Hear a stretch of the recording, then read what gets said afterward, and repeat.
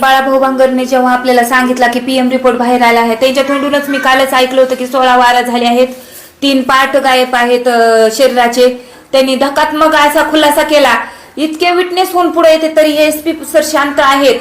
मग आता ह्यांनी तात्काळ वाल्मिक कराडला पीसीआर मध्ये घेतलं पाहिजे आणि त्यांची चौकशी केली पाहिजे. भावड्या कराड आणि श्री कराड या दोघांना तात्काळ अटक करून त्यांचा पीसीआर घेतला पाहिजे. त्यांना पोलीस कस्टडीमध्ये घेऊन त्यांची चौकशी केली पाहिजे. ह्याचा भाग आहे की तपासणीचा SIT CID म्हणून हे लांबणी लावत आहेत, पण सानप सरांना पूर्ण आरोपी माहिती होते.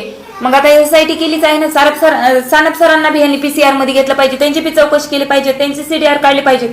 आणि त्यावेळेसचे जे ठाकूर सर होते SP, त्यांना पण त्यांचे बी CDR काढले पाहिजेत की त्यांना कुणाचा फोन आला तपास थांबविला, बंगल्याहून फोन आला तपास थांबविला. म्हणजे हे धक्कादायक खुलासा डायरेक्ट त्यांचेच करतात आणि अजून तेच आरोपी लपवतात. आरोपीची पाठराखण तर पोलिसांनीच केली ना. मग त्यांनी तात्काळ आरोपी अटक करावेत ना. एवढं जन आक्रोश करण्याची काय गरज आहे. माझे माहेरचे सासरचे आता सगळ्यांना जे बाहेर एक एक खुलासे येत आहेत की 12 गुंठे जागेसाठी माझा नवरा मारला. मग प्रॉपर्टीसाठी कोणी मारतं का इतकं विचित्र. ह्यांनी काय ह्यांचं केलं होतं.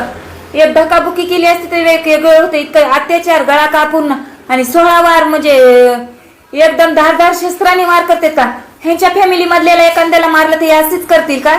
शांतच बसतील आणि आरोपी पाठी मागच घालतील का. पोलिसांवर तर दबाव आला, वाल्मिक कराडचा दबाव आला ना. तो सगळ्या महाराष्ट्राचा राजा होऊन बसलेला होता ना.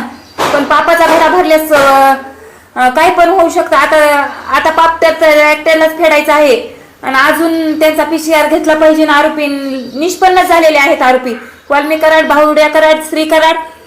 SP सरांनी गोट्या गीते, राजाभाऊ फोडे अशी मला नाव सांगितले होते. ते ह्या सगळ्यांना पीसीआर मध्ये घेऊन तात्काळ चौकशी केली पाहिजे आणि आरोपींना अटक केलं पाहिजे.